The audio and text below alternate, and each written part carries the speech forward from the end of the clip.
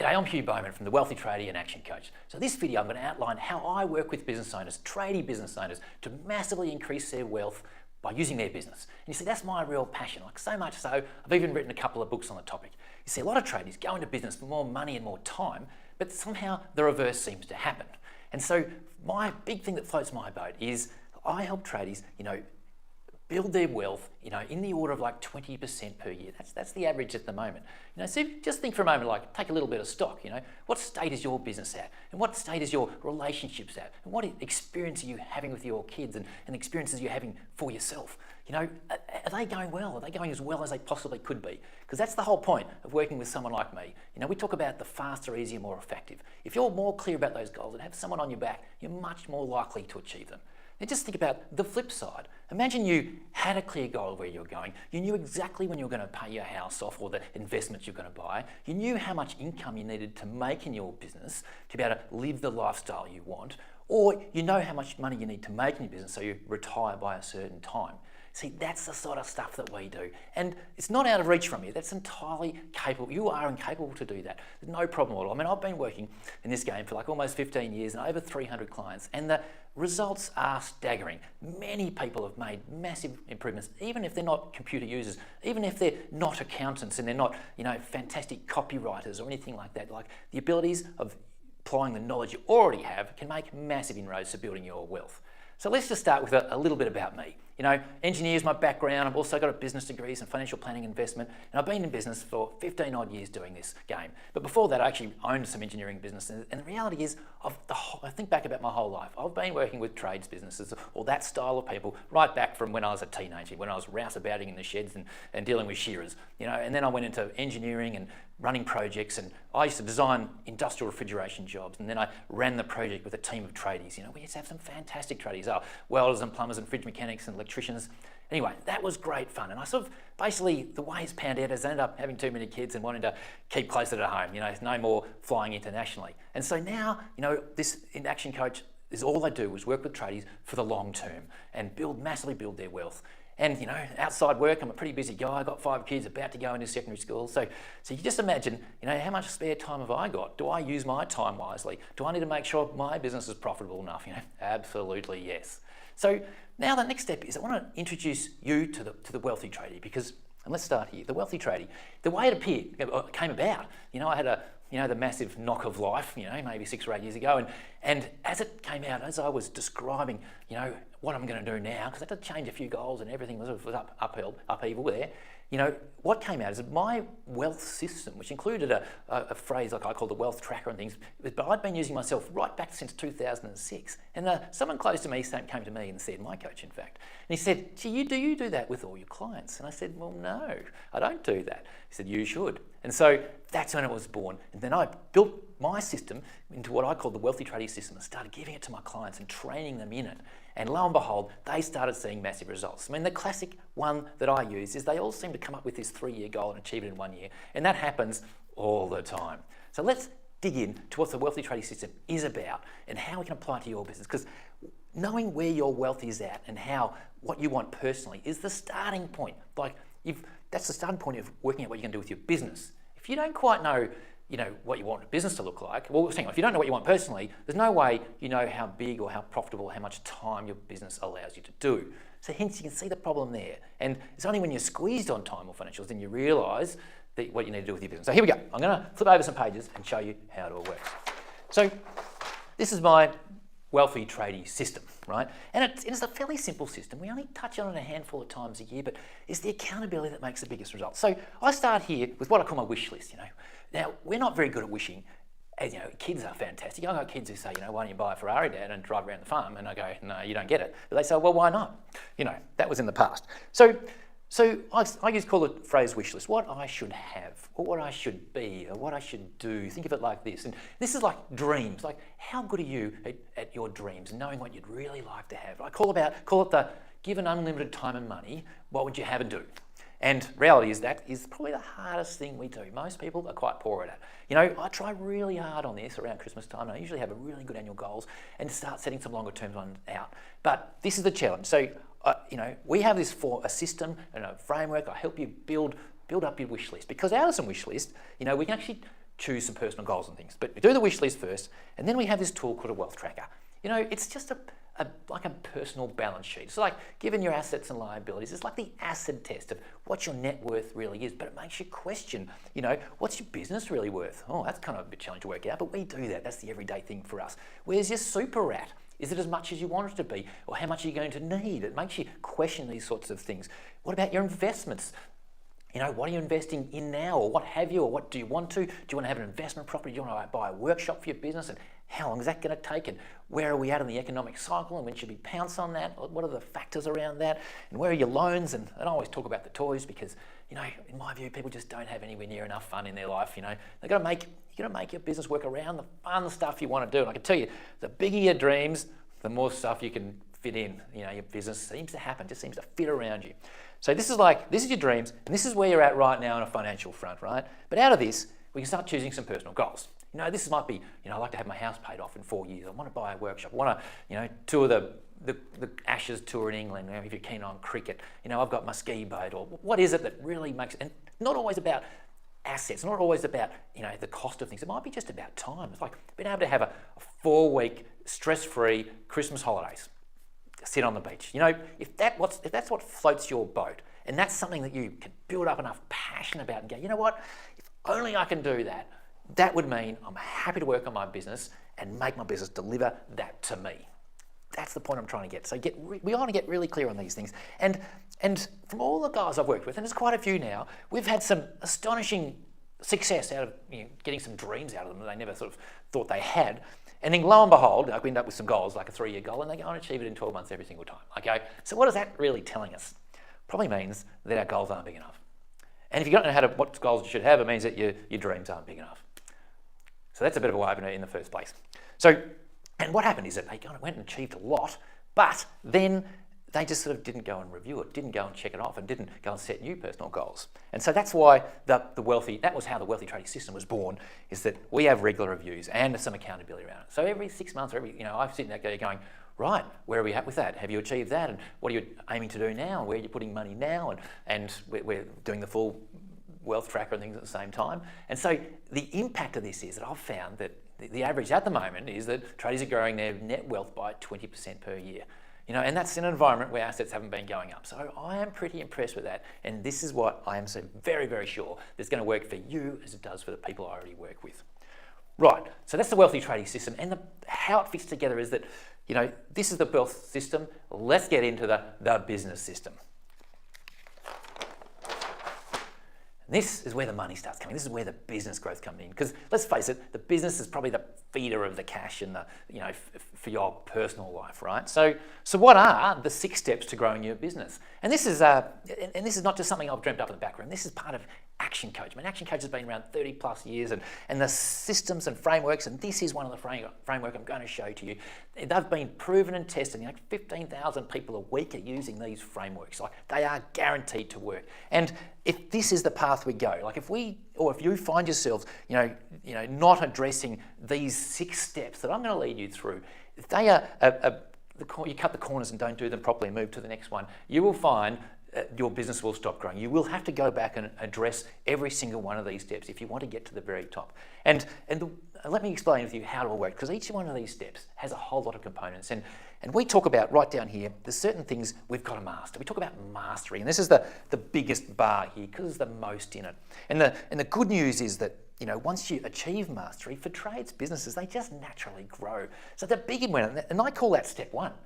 So step 1 is just mastery. And usually businesses here, they're stuck in a form of chaos. They're kind of putting out fires quite a lot and things, but once you've achieved that, we move up into what we call niche. This is where the marketing is and the money starts coming in. So we're gonna run you through niche 2, and we're gonna show you the impact of what your unique selling proposition is and all the components of marketing.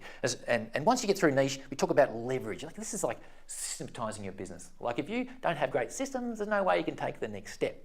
And of course, once you've got good systems, you can employ a team to run the systems. Think about the McDonald's principle. They usually employ a whole lot of really young people, but they've got such good systems that they can get anyone, my 15-year-old son, to run them. So wow, that's pretty good. Once you have a great team, sorted out, you can start thinking about, it starts giving you some synergy. Think about another workshop or another office, or being able to step out a bit more out of your business. And that's when you've really got a well-oiled machine, we call that. And above that, we're talking about like serious results. This is like investor level. You've got a business, you're just sitting on the outside, just ticking the boxes and making sure the profit comes in. So let's dig into each one of these so we can understand them. We're talking mastery. This is the foundations of your business. Right, so you think about, you start a new business or you're in a fire, where are you going to? Like, if you don't know where you're going, there's no way you can get there. So everything else below you, like all the people below you, all the systems below you, they probably pretty weak too. So if you don't know where you're going, there's no one else in your business can either, then chances are you won't be performing. So first step of mastery is get clear of what we want. Even if it's just a 5 or a 3 year goal, that's enough. You can be able to describe it, like call it a vision, and the aim is to wrap up, get all your staff to understand where you want to go, because they might be able to help you get there. Like, let's face it, it's not all about you, it's about the whole group, the organisation you've built here. Even if there's only 2 or 3 of you, you still need to know where you're going. Right, so you've got to nail that. You've got to nail what we call financial mastery. Now, there's lots of different levels of this, but the basic is just know your numbers, how much profit you're making, sales and expenses. And the accounting system does a lot of that. But the next level it is, well, what's your break even for your business? What's your profitability for your business? What different parts of your business are more profitable than the others? And what are the key metrics that make your business work on the financial level? So this, I often find financials is a very weak spot with most tradies. They're kind of like somewhat shocked to say, yeah, I want to talk financials every month. So guess what? We go to the bookkeeper and say, we want financials every month. And they give it to us, so we can talk about it. But increasing your understanding around financials and what we call mastering it is the fundamental, it's the blocks to which you can grow your whole business on. Financial. Now, time. Now, this is your time. You see, we've all got the same amount of hours in the day, but it's how you use the time has a big impact. I mentioned to you before, I've got hugely busy outside work. I can't tell you how many hockey matches and scouting camps I've got to go on, and soccer matches, trainings, but how do I fit it all in? Like, say, I want you to start assessing, where you use your time, where you use it poorly. We've got some tools out there that really help us, like, we have skill fund matrices, and we have, default diaries, and we, even the simplest way, we just think about applying a dollar value to what you do in your business. Like, do you go down and service your trucks? Do you do your own bookkeeping? And the classic one for every tradie I know virtually is they just love working on the tools. Working on the tools at $100 an hour might be working against the business because you're not working on the business. See, that in itself is like a bit of an eye opener. So we need to look at what you're really doing and where you're spending your time, and getting that right. You got to work out who we can delegate to and things that you can systematise and things you can just not do. So bringing your team into this, it has a big impact. To use your time better means that your team probably have to lift their game, which means you might need to retrain them or give them a better job role, and so there's a bit of leadership going on in there. Right, delivery. So you think about this. How well do you document your guys to deliver how you want them to do the job? Now, sure enough, you've probably got expectations around quality. That's one thing that should be documented. I want you to make sure the screws are always straight like this, and there's no offcuts like that, and the gaps in here, and you think about that. But other things like how you address the customer if you happen to be like a painter going to their home. Where do you park your car? How do you speak to them? Is there any rubbish left on site? There's a whole range of things that you probably expect as a good tradie and as a business owner, you to represent your business as well as you want. Like, you want them to wear the shirt with the badge on it and not have silicone all over it or grease all over it, even though it's the first job of the day. So we're talking about the system. It's not that hard, but to document how you expect to deliver the service that you do. And without these, there's no way your business can grow. Like, if you don't deliver a good job, you don't get referrals, you don't get called back. If you can't have great financials, you don't know if you're making money or not. Problems, your time, you get smashed. And if you're working so hard in the business, I'm sure there's someone outside your business, like your family, you're probably not that happy, and knowing where you go. So that's the things you need to nail and master, and you probably appreciate that's how tradie business can just naturally grow. But let's take the next step now. Let's really look at the niche, because this is where numbers come in. This is the fun stuff. We can't go into too much depth, but we can if you'd like. So we call it niche. Another word for it is marketing. So a key part of that is knowing what's your unique selling proposition. It's a bit consultant jargony, but I say it like this: why should I get you to do my job? I've got 3 plumbers. You all say the same things, and the price is about the same. Why should I do your job? Why should I get you to do my job?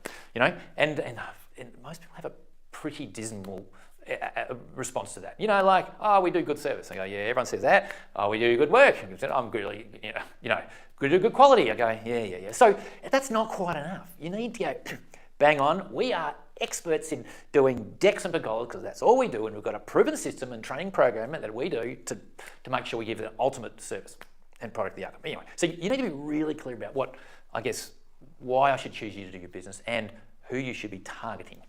So once you get that right, I can tell you, profit starts coming your way. It's a big call, but it's absolutely true. So getting the USP right isn't done. And the next one is we start talking about the 5 ways. So we talk about the 5 ways to grow your business. This is where the numbers are in here. So I'm going to whip through this. So rather than just thinking about increasing prices and that will increase your profit, think of it, we break it down into a lot of different areas. We go, well, right, given you the sort of how many leads you've got, leads times the conversion rate equals how many customers you have. Given the number of customers times their average dollar sale, that's the average invoice size, times the number of transactions per year, so this is like repeat customers, equals your revenue. And revenue times your profit margin equals your profit. And so our aim is the ones in green here is what we're going to work on. We're going to have strategies to work on them. And that's going to have a big impact. So even when we're talking about just leads themselves, I asked a lot of tradie guys, how many leads are you really getting? Like how many are you getting per month or per year? Let's multiply that. And they usually don't know, right? And so that's the first step. We need to know how many leads you're getting. So how many leads are you getting and where are they coming from? Because, if you're getting, for example, 40% of my leads come from a website, it justifies me working on my website. If most of your leads are from referrals, you say, well, maybe we should have a referral system in place to get more of them. Or if you're getting them from social media, maybe we should have a strategy around improving your social media. So I talk about leads. I expect a good tradie business, or just a medium-sized one, a good one, but they should have at least 4 to 6 lead generating strategies that are working for them and measured. So I want to collect the data so we know where to put our efforts. Like a business I did work with, I am working with now, they were doing radio ads for like a year and they got no leads ever. And I go, well, let's stop paying the money. It wasn't working. Right. So leads and conversion rate, the next big thing. So a lot of people don't kind of realise the power of the conversion rate. The power of conversion rate is that, I often increase conversion rate with businesses that I'm working with, like by 20 or 30%. It's hugely powerful. So conversion rate, most people go, they used to think it's about 80 or 90 and it's really about 50, but still at 50%, it's actually quite a good range to be in. But what are the things that improve your conversion rate? What strategies can we employ? So the classic ones are this, like having a sales process, answering the phone call and following up was worth a gold. Like having a portfolio or having a good incoming call scripts is worth heaps. And I talk about testimonials, I talk about Google reviews. Like these are the things, like I mentioned to you before, if we had like 3 businesses side by side and this one over here had a price on a piece of paper on a quote, and this guy here had, oh, by the way, look at all these testimonials and these Google reviews, and he followed me up and he notified me when he's coming to visit, and so he knew that I'd be there. He appeared really professional. The lady who answered the phone was awesome. They booked us in and set me meeting appointments and sent me SMS reminders, and holy moly, this guy looks like he's running a professional operation and it's the same price. Guess who am I going to choose? The guy who looks and appears the best. And this is where the opportunity lies with trades, because there's a lot of sloppily run trades businesses out there. So you only need to be a step or 2 ahead of everyone else and you get all the work. So that's worth gold. 20 or 30% guaranteed every single business I work with. Lead generation is probably just depends on how much effort and money we put towards it. Right, average dollar sale.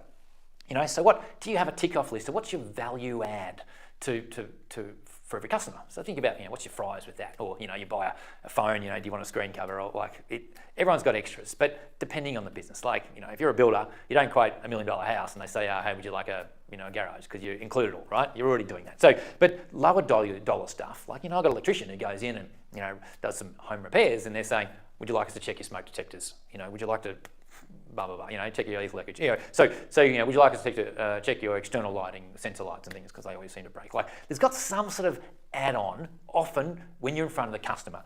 And so what's your system around that, Repeat customers. Now, let's face it, trades business are generally repeat customer businesses, and that's the gold about them.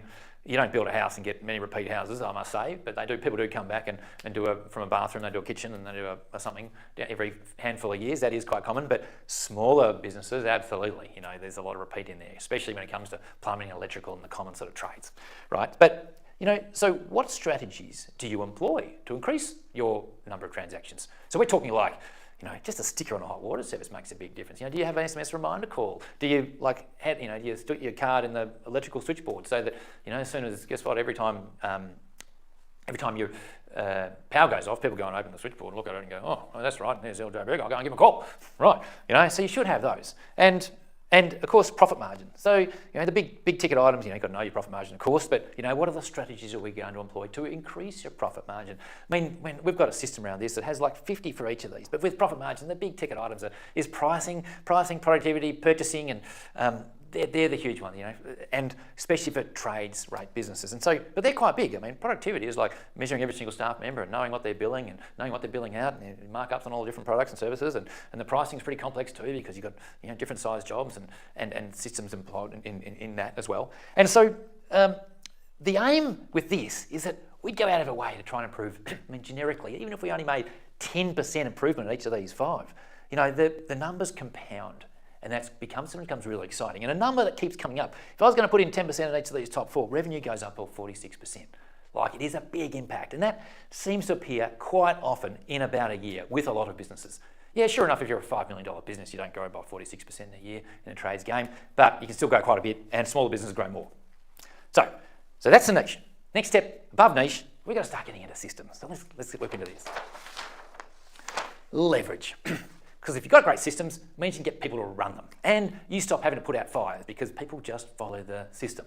You teach them what to do, then they go and do it, and you can't complain, right?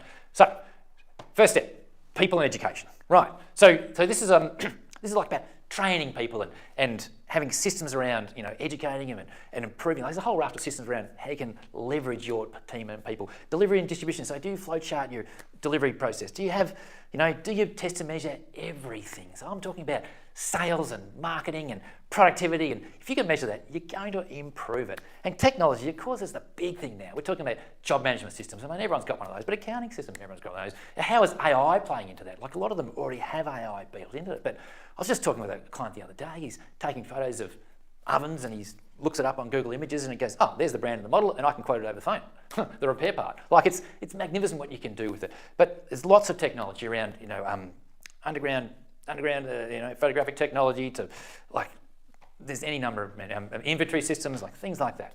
So building systems in the business, we depends on where you're at and what's the most important. But these two are the biggest for sure. But having systems around team and building their skills and abilities is going to have a huge impact. Right, next one.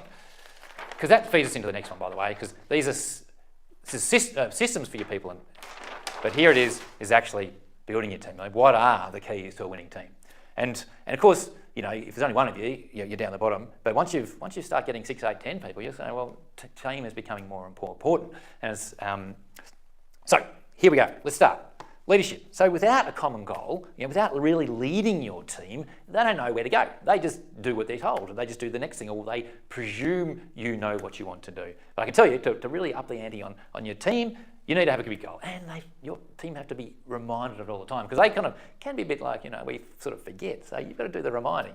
So leading. Next one is recruiting. So I help a lot of people recruit. Like, we seem to, every single person needs a recruiting at some point in time. In fact, that's the nature of business. Your game in business is recruiting and retaining people, and your business cannot grow unless you don't. So how do you systematize this so it doesn't take an enormous amount of time and you increase the likelihood of getting the right person? So I just started with someone recently, and they put a job ad up, and they got like 700 applicants, and they were going through the emails trying to choose them. I'm thinking, this is killing me. Do not do this. Just stop that right now. So we have a unique system that I can lead you through, like a flow-charted system that it implies buy-in. It's got, we invite them to group interviews, and we make them jump some hurdles, we make them learn more about us, and make sure they want to work with us before, we actually put any effort and time in them. So having a great recruiting system is the starting point. And people who complain about having staff that are difficult or not good enough, it might come back to here as one of the places I'd look. Right, so once you recruit someone, is onboarding, because there's nothing worse than putting a new person on and they don't succeed. Like, the phrasing I use is that now that you've got here, I reckon you're the right guy for us, how do I make sure you're successful in your introduction to our business? Right, so having great training and a system around onboarding, and like, how are we going to move them through the business, how are we going to teach them all the expectations, how are they going to understand the way we do business? So that's crucial too, because the common problem I come across, people say they start good and then they're not good. They started really good for the first 3 months, and then they just seem to drop the ball and go, I don't think they dropped the ball, I think you dropped the ball, buddy.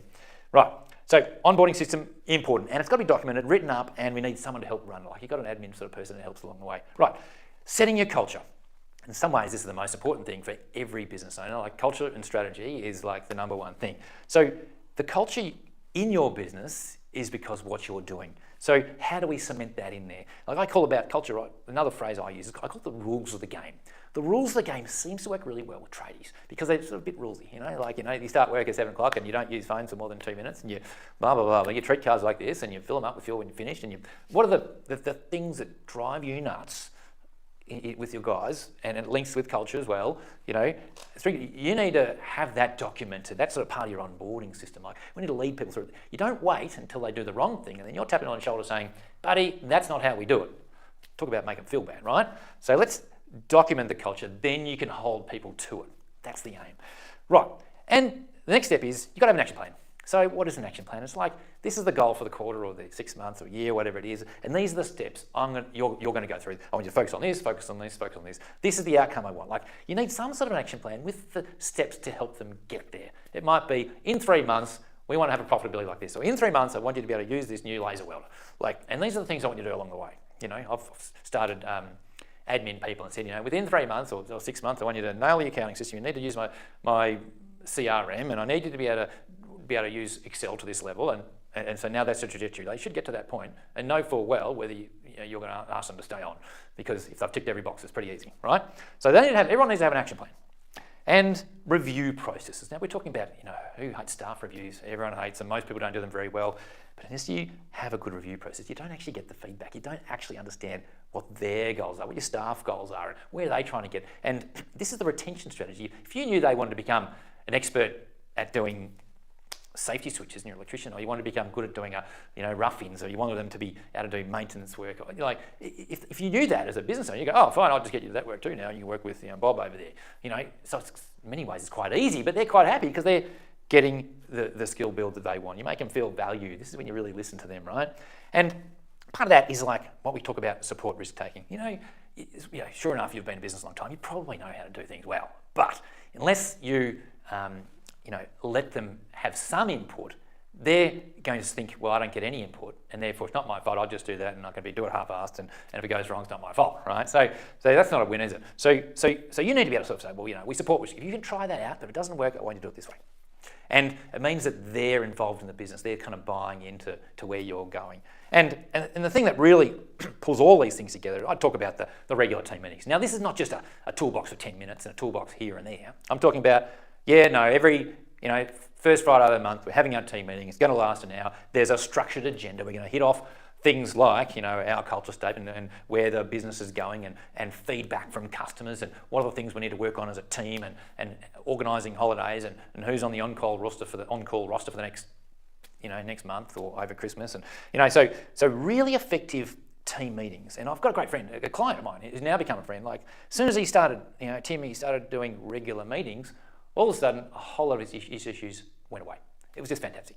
It's music to my ears when people actually get serious about this. And now, the other part of it is, that you may not know about, is that it's like 100% involvement. Like, we've got an agenda. I actually, as a business owner, I want you to give the agenda to the other people so they can run the meeting. You're participating, of course, but give them the opportunity to run it. So when you're not there, they can still have the meeting. Like, that's a really important part of it, because I want you to be able to listen and understand and include people, because I can't tell you how many team meetings I've been to see, and the boss gets up and talks, and all the guys start looking down and don't listen. They don't hear a thing. So, you need to put it on them. Like in your culture statement, what's number 2? How have we been maintaining that? Oh, I don't know what that is. That's a really big part. Involvement comes in here. Right. So we're getting up the levels now. Quite a lot in here. So synergy. We're looking at number 5. So this is once you've got the team nailed, and you're jumping up into what we call synergy. This is a well-oiled machine. This is a business that is humming along really nicely by itself. This is where you could open another workshop, or you could go to another town, or things like that. And I might say, that's a pretty dangerous thing to do when you haven't ticked off those steps down below. And I've seen that lots of times. And all of a sudden, you've got 2 problem businesses, and then all of a sudden, your time is getting smashed because you haven't got the right organisational structure to support each of the businesses on their own. So, but if you're really at synergy, this is well within the scope. And you can actually step out of the business. I don't mean step out, gone and works by itself, but step out for a period. You're still a leader. You still need to lead the business, but that's where the 3-month thing comes in without too much trouble at all. So that's synergy. And once you've achieved that, this is where the results really come to key. And this is the I guess, the ultimate, action coach philosophy of a business is a commercial, profitable enterprise that works without you. So up here, that you're getting real results because you're effectively like an investor. It's working without you absolutely entirely. This is where you can buy other businesses and you can choose to work or not.